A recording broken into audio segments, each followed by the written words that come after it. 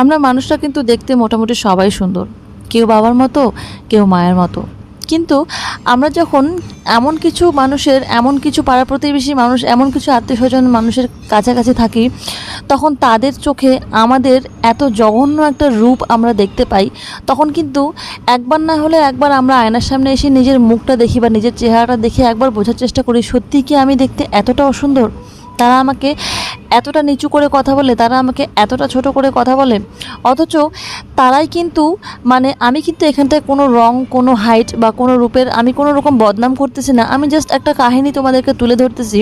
সব সময়ের জন্য কিন্তু যারা দেখতে নিজেরাই অনেকটা ডাউনওয়ার্ড হয়, যারা নিজেরাই দেখতে একটু খারাপ প্রকৃতির হয়, তারাই কিন্তু মানুষের চরিত্র বলো, মানুষের রূপ রং নিয়ে কিন্তু কথাবার্তা বলে।